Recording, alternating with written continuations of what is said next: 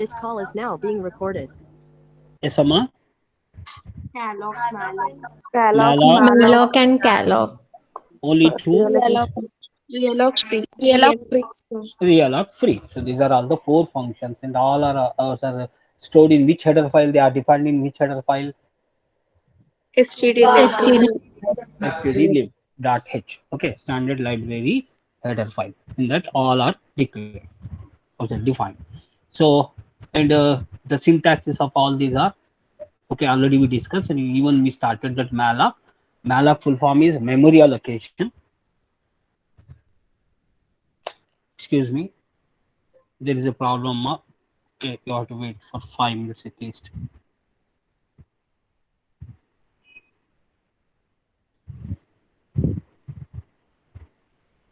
Hello, Ma. There is a problem with power. So what I'm doing is here.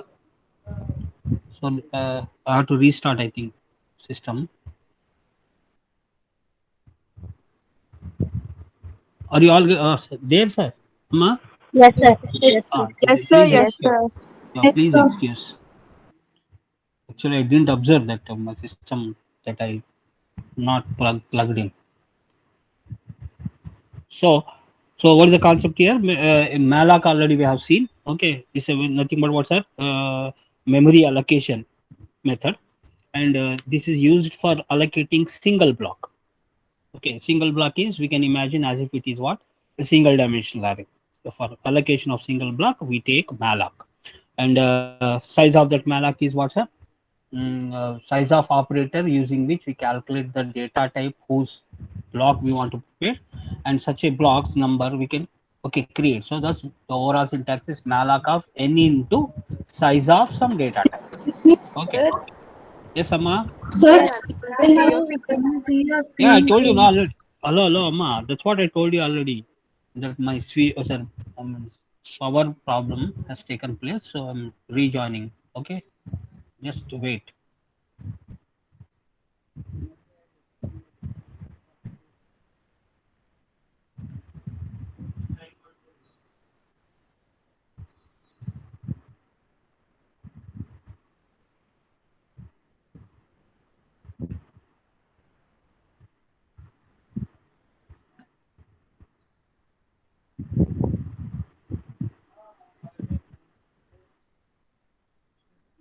Yeah. So the syntax is say, for example, the syntax is pointer. We have to take pointers obviously for dynamic memory allocation. I already told you. So pointer is equal to typecast pointer into malloc of size, byte size. Example I have shown there. What I'm trying to prepare is 100 integer array, 100 locations of integer array I want to create. So if it's the case, then malloc of 100 into size of int, if I say, is quite enough. It allocates first of all, size of operator will calculate the data type size which we pass. So we already passed integer, so it is 4 bytes. So 4 into 100 means 400 bytes continuous memory location is going to be allocated by malloc. And after allocation, the first byte address or the base address, which we call that base address, generally malloc returns in wide pointer manner, but that wide pointer we are typecasting into integer pointer, and that address we are storing it in a pointer PTR.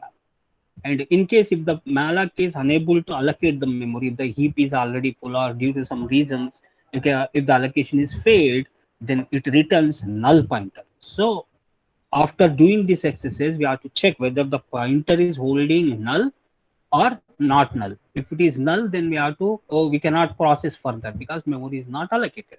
If it is not null, then only we can do further process. So this is what about the malloc. And even diagram or figuratively we explained it, and this is the example also I have demonstrated in the last class. So that's what about the malloc. And calloc is another function, is also for allocating the memory, and calloc full form is continuous allocation method in C, and it is also used to dynamically allocate the memory. But the difference is there in malloc we allocate single block, and by using calloc we can create multiple blocks of memory. So, and coming to the data, syntax is it takes two parameters. One is n, That is what that number of blocks, how many you want to create. And element size is nothing but the block size. Each block size is element size, and such a how many blocks we want to create, that we denote it with a value called n. So this here calloc takes two parameters. Again, I have demonstrated the example that I want to create four size block. First of all is a float, and such a float block 25 numbers I want to create. So the same exercise, how your malloc works, in the same way calloc also works. So this is what the figure for the calloc. Then demonstration about the calloc. Simply what you do, just remove the malloc, and there in place of malloc use the calloc. But remember that we have to pass the two arguments. So this is what about the calloc. And the calloc using which we can generally assume that is not a direct thing, but assumption is that calloc is meant for allocating the multi-dimension, and whereas malloc is meant for allocating single dimension. This is what my assumption, which I assume. Then comes, so these are already we done. Now come to the free function. This is very important. Since we are doing that, we the programmers are decided to allocate certain memory based on the requirement. And it is our duty that once if the work is done with your memory, it is we that we have to deallocate the memory. We have to free that particular memory. Otherwise, the memory will be stagnated like that only, and that leads to dangling pointer concept. And if you go on or allocate the memory, and if you forget about deallocation, then the time will come where the heap will completely filled with your allocated memories. And next time if you are trying to allocate, most probably it is not possible because already heap is full. So to avoid that one, once the allocated memory the work related to the memory which is allocated by you is done, then it is you that you have to deallocate. So for deallocation purpose, we use the method called free. It's a very simple syntax here, free, and to that free method we have to pass the pointer. As we all know very well that pointer holds the base address. So what the free method will do, from the base address, whatever the memory which is allocated completely will be erased. So this is what our manually we have to do. We don't have provision like as in Java we have garbage collection. But here in C or C++, we don't have the provision that your system or your compiler will take care about garbage collection. So that facility, since it is not there, so it is us that we have to decide about freeing the memory. And this particular memory free we used to do for our memory which we have created by using dynamic functions, allocation functions. So this is what about the free pointer. And graphically we can imagine like this.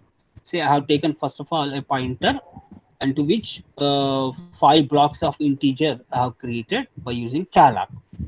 So 5 into 4 is 20 bytes is allocated, and base address is stored in PTR. Fine, up to here it is okay. Then after that, assume that your work done. You did some work on the allocated memory, and once if the work is done, now what we do, this pointer PTR which is holding the base address, we pass to the free pointer, so free method. So now what the free method will do, whatever the address that we pass, from that address whatever the allocated memory is there, that will be completely erased as a part of the garbage collection. So this is what about the free method functionality. No need to demonstrate. It's very simple. Only one statement we add in our code. After completion of the work on the allocated memory, don't forget of freeing it. So it is you that you have to free. And once if you free that, the same pointer we can reuse it. That is interesting. It does not mean that we have to create one more pointer separately, and then again we have to allocate, again we have to deallocate. No need. Once if the work is done, and a pointer is freed, then the same pointer can be used for the next level. So that's what about the free method. And coming to the last method called reallocation. Realloc. So realloc is also dynamic memory management function, and the importance of this realloc is, suppose by using malloc or calloc, assume that you have allocated memory and you did some work, and while doing work you came to know that the memory which is allocated is insufficient for you. You want to increase that particular memory. In that case, if we don't have the provision of realloc, then it is us that what we have to do. First of all, one more pointer we have to take, and the fresh memory, whatever the required additional memory is there. So that memory we have to again allocate it. After allocating, then old pointer which is holding the data has to be transferred into the newly allocated memory, and then old memory has to be erased. So these are the three exercises that we have to do. But whereas all the three in a single stretch we can do if we use the realloc. Okay.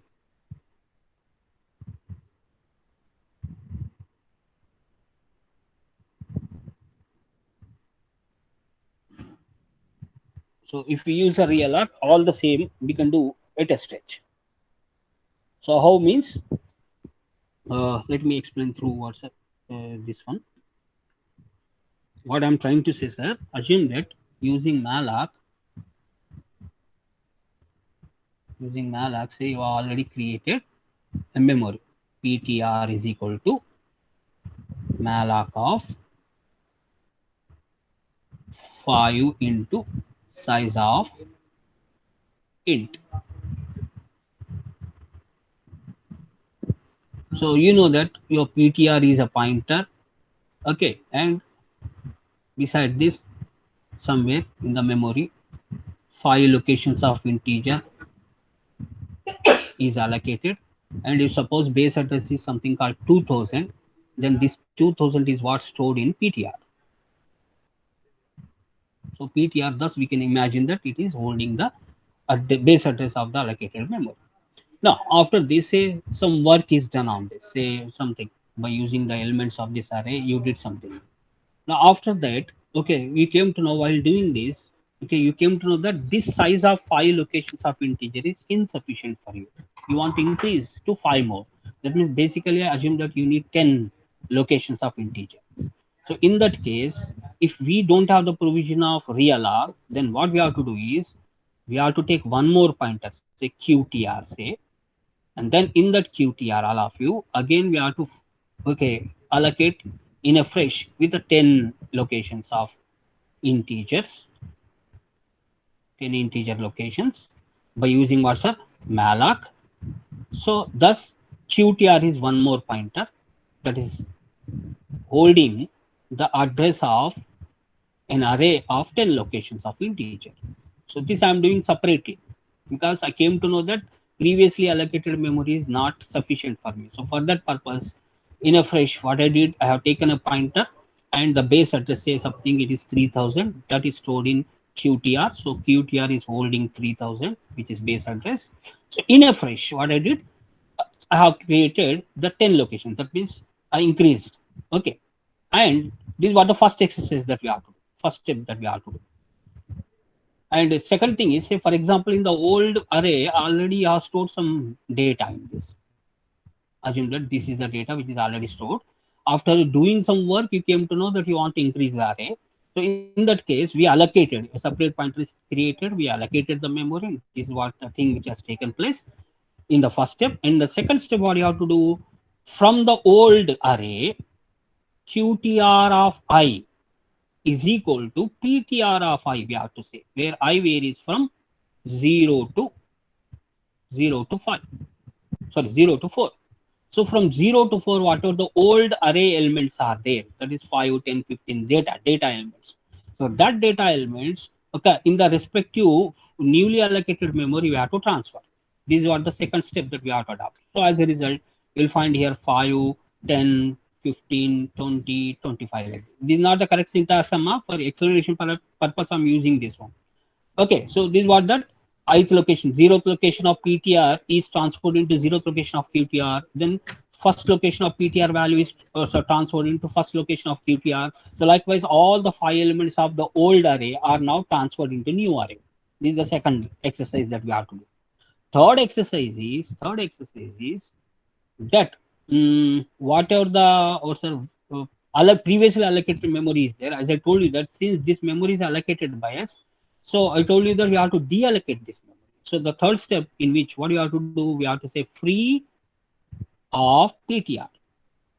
So this is the third step that we have to adopt. As a result, now this PTR, what it will do, it deallocates previously allocated memory and your pointer is freed. Pointer will hold null. So this is what the 3 steps we have to adopt if you want to increase the memory, or even in the case of decrease also the same. So that is the problem with not having real or not having any particular function. But in C language, all these three steps can be done at a stretch by using a simple function called realloc. So by using realloc, now what I'll do, ptr is my pointer. Okay, and I'm typecasting the resultant array also as an integer type with realloc of. Now I came to know that the size to be was increased. If it is the case, then what I can do, 10 comma, okay, not 10, sorry, ptr comma, okay, what it is, 10 into size of integer. This I have to say. Once if I say, then whatever the three steps just now I explained it, that first new memory is going to be allocated, then the data which is already available in the old memory will be transferred, then the old memory will be what's freed. So all these three steps at a stretch will be done by this single function called realloc. So that is the importance of your realloc. So by using realloc, what I'm doing here, previously allocated 5 bytes, 5 locations of integer, now increase to 10 locations. So what it will do, what this realloc function will do, the same ptr it is using, okay, in which 10 locations are what going to be created, and in these 10 locations, after allocation is over, it transfers the data, okay, of the old array, okay, into new array, and remaining elements, remaining 5 elements will be stored garbages, okay, remember. So these were the second step, and in the third step, the old memory which is allocated will be free. So this is what about the three steps which are adopted by the realloc. And this was the explanation of your realloc method. Very important and interesting. Okay. And in case if the suppose as usual, like as with malloc and calloc, if the memory is insufficient, then it returns the null pointer. So this is what about the overall memory, I mean diagrammatic explanation. Using malloc, initially I created the 5 integer locations, which is 20 bytes. I did some work, but came to know that 5 bytes is not enough. I mean 5 integers are not enough. So by using realloc, now in the same pointer, this time I'm increasing my memory to 10 locations of integer, and the same address I'm storing back into pointer. So this ptr here, this ptr which we are using, old one, this ptr denotes about the old memory. This ptr is old memory, address of the old memory. So it collects the address of the old memory and do all these three exercises. So thus realloc takes the two parameters. Okay, one is the pointer of the old memory which is allocated, comma, the size of the new memory. Okay, so that's what about the realloc. And you see, this is what the program for the realloc. Observe carefully. Sir? Yes, come. Yes, sir. Realloc will be applicable to both malloc and calloc, sir. Yeah, of course. Whether you have allocated the memory by using malloc or you have allocated the memory by using calloc, whatever it may be, okay, we can use it with or any of them. Clear? Sir. Now, coming to the realloc main part, here you observe that ptr realloc method is there. Okay, all of you. So I think you got a doubt by seeing the syntax. Am I right? Yes, sir. The syntax, it is indicating as if it is a malloc syntax, because ptr is one parameter which holds what, the address of the old one, na? So that is what mandatory that we have to pass. In the next syntax, if we see that, we feel as if it is what's equivalent to malloc. Now thing is that malloc, calloc both will do the same work. Only difference I told you that multiple blocks, if you want, you go for the calloc, otherwise you go for what are malloc. Am I right? Okay. Now using calloc, as already demonstrated that exactly like as how we allocate memory using malloc, in the same way we can even allocate the memory using calloc. So same way you calculate the overall memory, how much you need, and then you allocate it. Are you getting? Hello? Yes, sir. Okay. Yes, Now, sir. Yes, sir. Yes, this sir. was the overall reference of the particular what realloc. I have not typecasted. If you want, you can. Okay. Now, till now we learned about the dynamic memory management. Now, thing is that can we create a real-time matrix in the form of a matrix form. That means exactly it should have rows as well as columns. Unlike the C, which allocates the memory in a single stretch in a sequential manner, I want that array to be created in row and column manner. Okay, and that too based on the number of rows and number of columns. That many rows and that many columns to be created. So that we can do it by using what's a dynamic memory. So that's why I'm naming this as a dynamic matrix. So to do this one, what I'm doing is I'm taking two pointers. Let me demonstrate. Double level pointer I have to take. So int star p. Now what I'll do, my idea I'll tell you later. To this p, I will allocate a pointer array. That's why I'm using double star here. Okay, typecasting with double star. Malloc of say 3 into size of int star, not int. Remember, int star. So what do you mean by this particular one? It's not an integer, it is an int star. That means integer pointer. Okay, location. One block is, single block is a pointer of integer type. Okay, so such a integers, how many are creating? Such a integer pointers, how many are creating? 3 we are creating. So these 3 integer pointers base address is going to be stored in a double pointer called p. So this is what the first step. So from this first step, what actually takes place means, we can imagine like this. If ptr is a pointer, now this pointer ptr holds the base address of the array, which itself is a point. Each location of this array itself is a pointer, remember. These locations are not going to hold the values, rather they are eligible to hold, or they are allowed to hold pointers, means addresses. So this was the first step which I did. Then what I will do, in each location, to this particular each location, a separate or the integer array I'll create, say a 3 size integer I'll create, 3 location integer, and whose address I'll store it in the first location.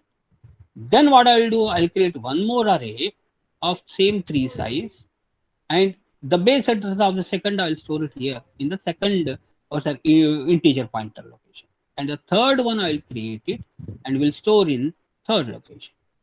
Now, as a result, if you see this particular one, if you see this particular block here, it looks exactly like as a matrix here, having 3 rows and 3 columns.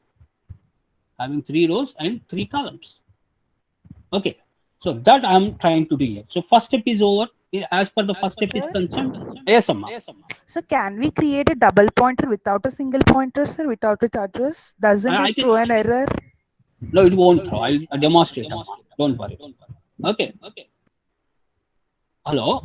Okay, sir. Okay, sir. I'll demonstrate. Even that is also possible. By using single pointer itself, whatever the array overall locations are there. Say, for example, you want to create a matrix of 3 by 4. So what is the 3 by 4 overall elements? How many are there? 12. So 12 at a stretch I can allocate.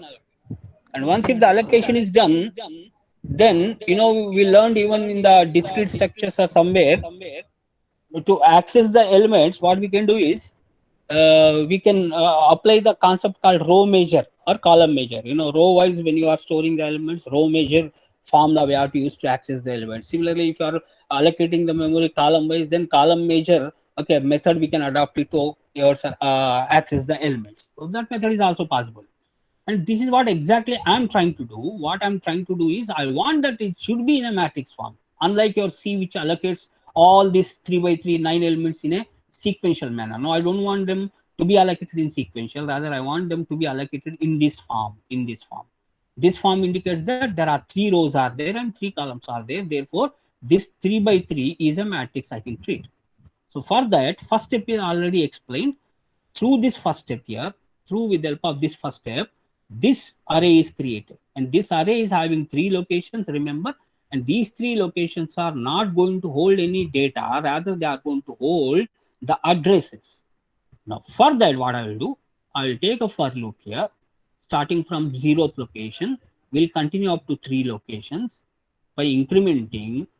Here what I'll do, P of I is equal to, again, int star of malloc of 3 into size of int. This time it is not int star, it is int. So that means what's up from the size of int, what we can do is, okay, what we can assume is that we are creating this time the data block. Previously we created from this syntax, from what we understand is that we are creating a block of integer pointer. Rather here, in this one also we are creating a block of integer, but not the pointer type, rather data type. So this is a data type block, a single block. Such a single block, how many? 3 we are creating. And these 3 whose base address is stored in P of I. So what is P of I? I is initially 0 as per the loop. All this complete statement are written it in for loop. So initially I is 0. That means what's a P of 0? So what is P of 0? In my case, it's not P, PTR. It is not PTR, it's a P. So P of 0. P of 0 means what's that? This one, this location. And in this location, malloc will store, okay, the integer array of 3 locations base address. Then after that, I gets incremented, I will become 1. So that means what? Through this P, I'm jumping to this location. And here, once again, the same 3 data elements of integer I'm creating, and the base address I'm storing it in second one. Then I gets incremented to 2, and the P will move to this location. And in this, again, malloc will return the base address of the 3 integer data element block, okay, base address to this third one. So this was the overall way that how we can create an array. And once if this is done, all of you, once if this way also if you have created an array, accessing the elements, any element will remain same. It's P of I comma j. 2 subscripts we use it. We forget as if it is created differently. Okay. We assume that as if it is created in a sequential manner. In the same way here also, the same subscripts we can use, I comma j, without any disturbance. And the meaning also remains same. It's a asterisk of P plus I, okay, plus j. Okay, expansion. And accessing method is what you can easily imagine. First, P of I means what's a P of 0. So value is here, P of 0. P means base address plus 0. Base address plus 0 means the value in that one. So what is the value here in this particular 0th element? In this 0th element, we have the value which is address of this particular one. And in this address, we are adding j, which is again 0, for example. Then it will go to this 0th location of the data, and from this we can fetch the data. So thus P of I comma j is exactly works on this particular matrix which we allocated using malloc and memory allocation methods. Okay, so this is what about the usage, one of the usages of what's a dynamic memory management. And jarging arrays also, I mean irregular size of arrays also I can create. If suppose one array is of 4 elements, second one is 3 elements, so likewise also can create it. Okay, irregular size of array, irregular size of matrix I can create. Okay, that is also possible through this particular one. So hope that you understand, all of you. Is that okay? Yes, sir. Yes, sir. Same I demonstrated here. But through this program, just I'm demonstrating how to store the elements. I didn't told you that how to retrieve, only how to store the elements that I have demonstrated. Then there is another way also that dynamic matrix can be created. Okay, using not double pointer, rather only single pointer. Okay, so here what I'm doing, ARR is a pointer I have taken of integer type, and using malloc, as assume that I want to create a matrix of 3 by 4 or 4 by 5. So if you want to create a matrix of 4 by 5, then what are the total number of elements? 5 4 is 20. So that's what row into column. So row is nothing but 4 and column is 5. So 20 into size of integer, which is 4. So 20 into 4 is what's 80 bytes of continuous memory is going to be allocated. And then after that, in order to access the elements, whether they may be row wise or column wise, If you are demonstrating using the row wise, if you are stored the array elements in row wise, then row major formula that we have to use. And what is the row major formula? Here I have shown that. If you want to access, say for example, if you bought at the bottom of this particular one, if you see this particular one, if you see, we can understand. So the last one, array of 3 comma 2, that means I want to access the 4th row 3rd column element. Then in that case, the row major formula is base address. Base address is was ARR plus row value, that is 3, into number of columns. COL means number of columns plus 2. So using 2 is what, sir? The column value. What is the column value? 2. So 3 is the row value, 2 is the column value, COL is what, sir? Number of columns, and ARR is what? What's the base address of the particular array whose memory is allocated. And in front of this, if you keep a star, then you indirectly are accessing that particular element. So this is what the way that how the other way of preparing the matrices. But in this one, we cannot use the 2 subscripts I comma j in a square brackets, like as how we accessed in a previous 2 programs. Unlike that, we have to use the row major formula because we stored in a row way. We assumed that we stored the data in a row way. So what do you mean by row way storing the data means? A row way allocation or row way storing the data means this is what the row major representation. If suppose 3, 2, 1, 4, 1, 6, 5, 0, 2 is what my 3 by 3 matrix, then the storage of these elements will become like this: 3, 2, 1. First we store first row, then we store the second row elements, then we go for the third row elements. So this is what the row major. If the row major is represented, then if this is my array and the base address if is stored in P, then I have to, in order to access any element, I have to use P, okay, plus R value, that is suppose P of R comma C you are accessing. So R into number of columns, okay, plus C value. This is the formula that we have to use.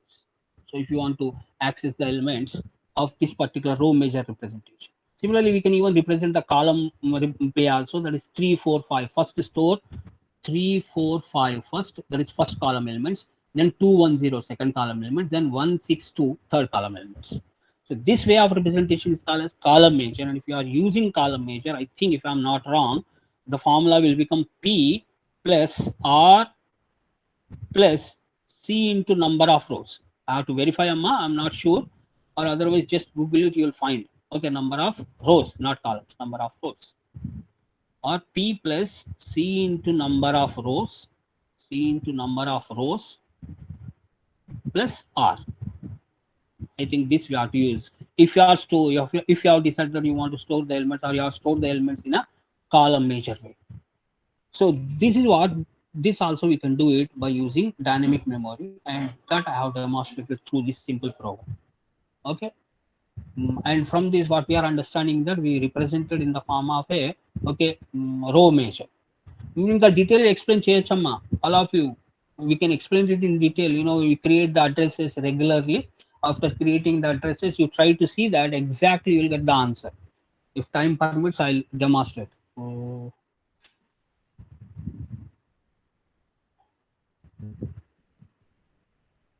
3, 2, 1, 4, 0, 4, 5, 2, 1, and in a row major way, assume that I have allocated the memory.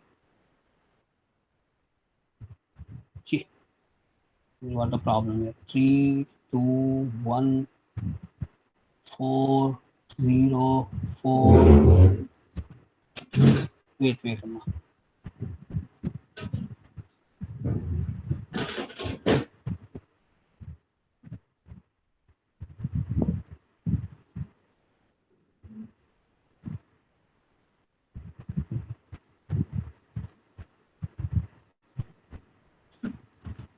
Three, 2, 1, 4, 0, 4, 5, 2, 1. And I'm interested here. This is what say A of 0, 0. Oh, or no need. Suppose we want to allocate this one that 0, 0 element. Here we'll write the numbers here. This is 0 0 0 1 0 2.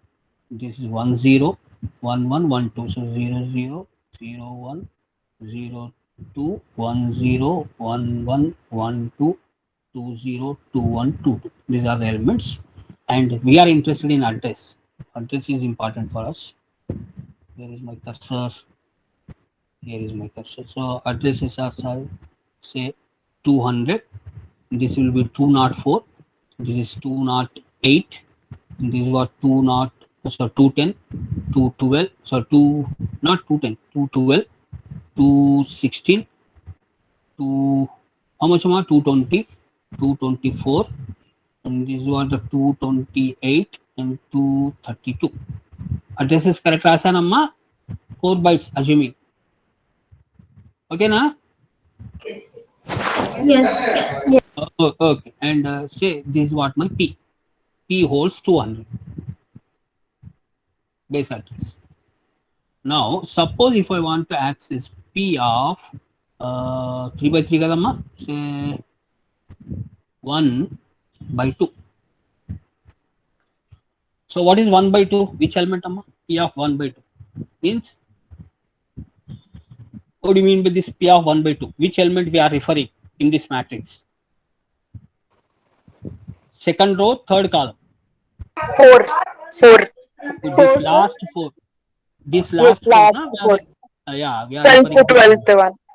yeah, and this last 4 is stored in 220 amma. Am I right? 220 it is stored. Now let us see the formula whether it gives the correct address or not.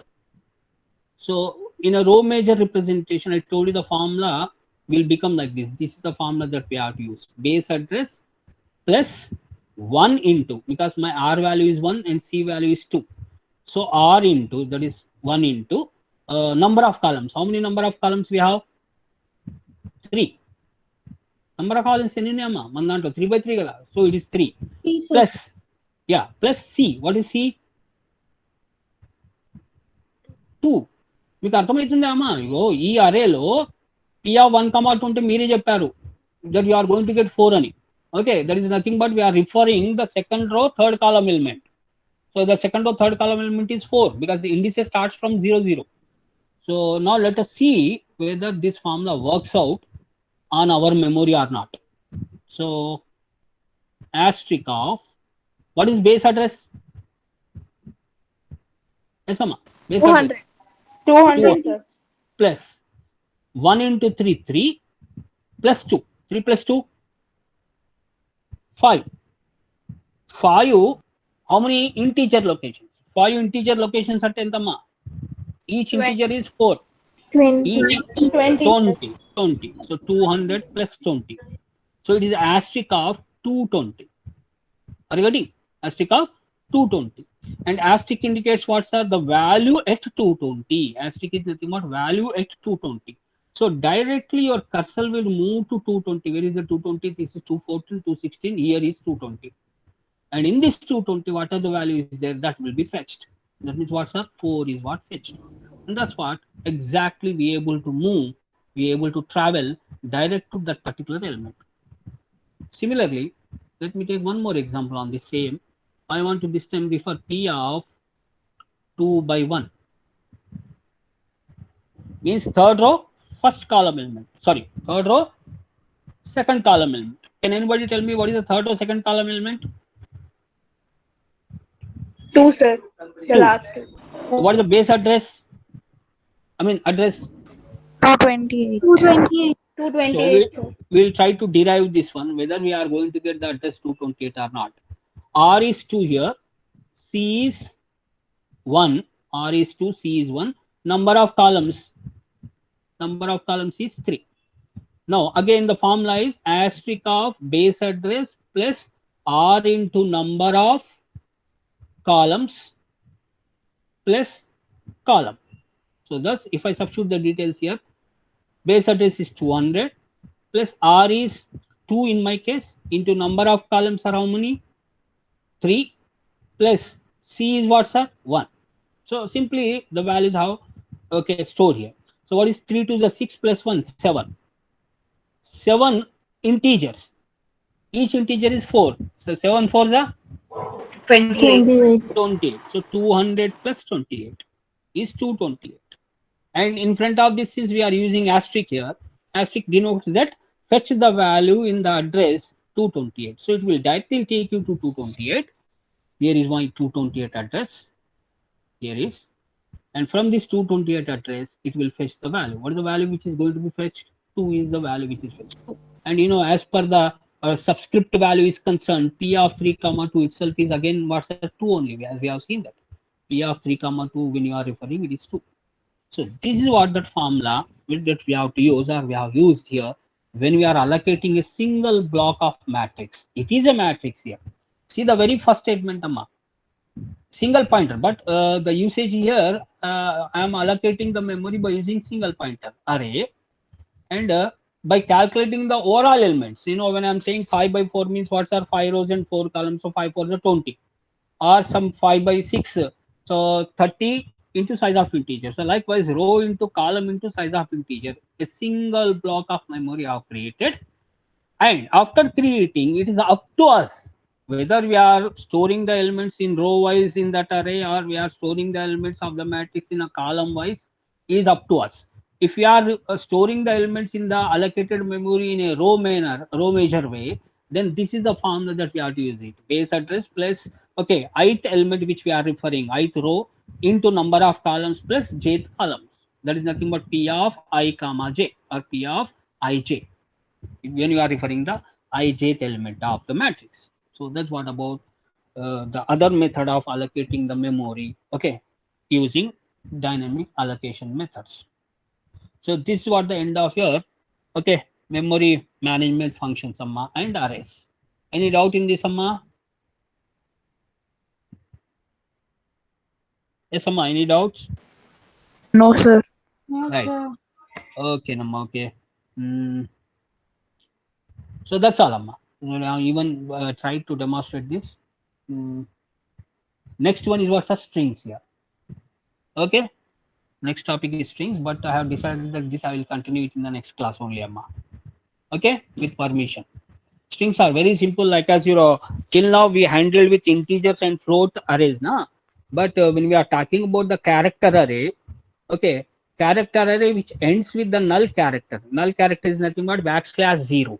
So in a collection of characters which are ended with the null character is called as a string. So in C language, and of course in C++ also the same treatment will take place.